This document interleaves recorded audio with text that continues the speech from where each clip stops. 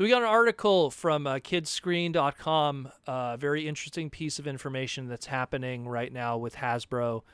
Hasbro apparently reached a licensing deal with the LA-based company called Kilburn Live, and they're talking about the possibility of creating some kind of family entertainment centers akin to that of the larger Lego stores that are found around the United States and Canada.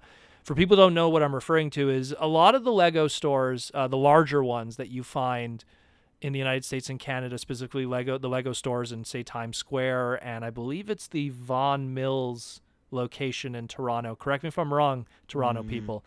But I know it's the big mall there in Mississauga. And if you go to those, they're the Lego store, which has all the Lego merchandise and the sets and everything, but they also have a activity center and everything.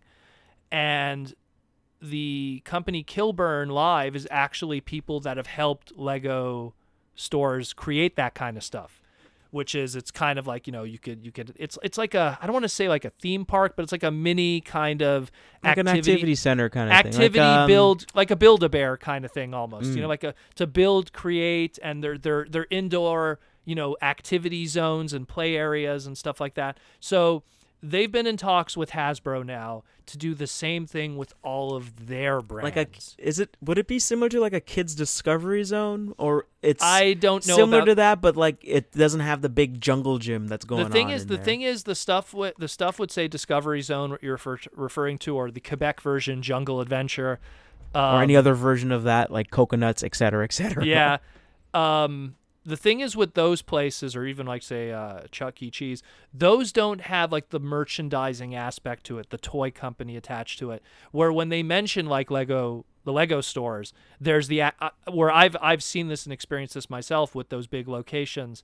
There's the whole activity aspect of it, and then the second half of the store that's just it's like a giant, it's a giant gift shop, if you will.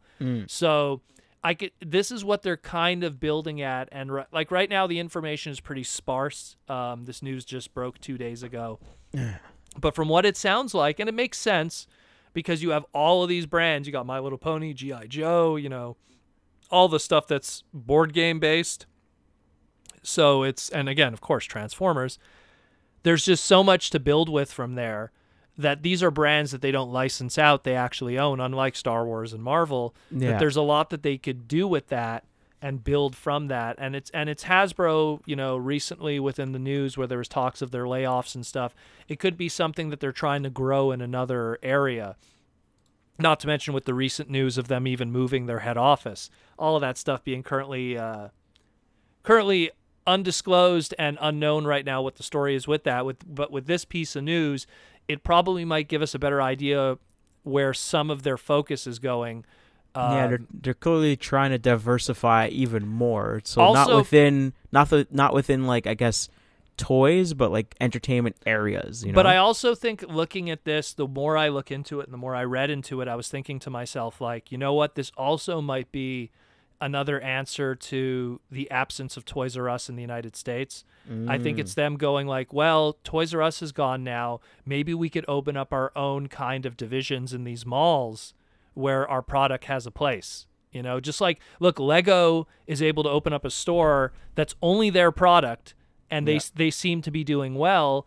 We could do something similar where it's only our products and our IPs, and we could do the same thing where you're going to the Hasbro store pretty much, And honestly, with Lego, I mean, I would assume those stores that have like activity centers in them, they're probably like a smaller version of whatever Legoland they have. They're theme parks. It's just like way, way smaller. From what I've seen, because I'm actually not allowed into those areas because you got to be 12 or under. Yeah.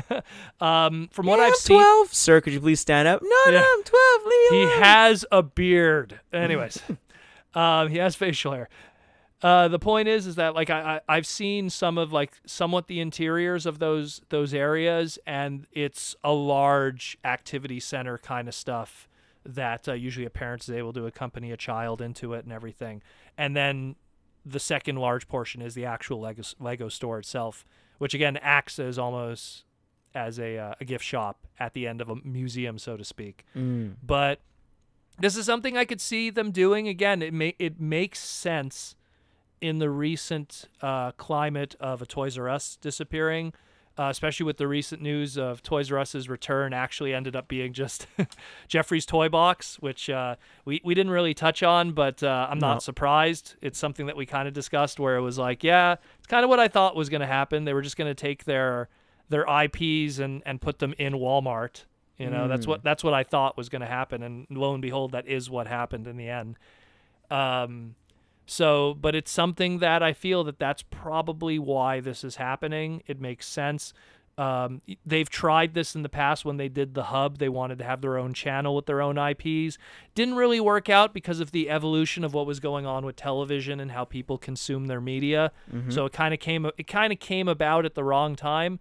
But I think that it's just them now going like, well, the climate is changing for the consumption of goods, of hard goods and tangible goods. Maybe we could try to do something here in this different climate and see what happens. And well, they're working with a company that has, been successful in the past for Lego and other companies in these malls. So it should prove interesting. We will definitely talk about it more when there's more information of it shows up. But let us know what you think about it. Like, would you be, are you someone that goes to the Lego stores when you're in malls? Like, is it something that's interesting to you? And if there was a Hasbro one, would it be something that'd be intriguing to you? Like, or, would it be something that's, I'll just go to Walmart anyways, because the one thing is Lego store doesn't undercut Walmart and Toys R Us and everything. All the prices are the same with the Lego stores. Mm-hmm. I'm going to imagine it'll probably be the same thing with these. They won't undercut. I think the only thing the Lego store does is that they have Lego points. So okay. Yeah, maybe you're right. So that would be their like, right, if you buy from us, then you can they'll have like maybe special deals or whatever have you, or hey, come in here and you get this exclusive toy, you get this exclusive, that's usually totally what correct. I think of when I think of the Lego store specifically. You're very correct. I totally forgot. Like they have the Lego VIP card membership, so they might create some kind of system like that. Again, that's stuff that I'm pretty sure if they go into their first year successfully, it's something they could flesh out more. Hasbro store exclusives or whatever they want to do in the future.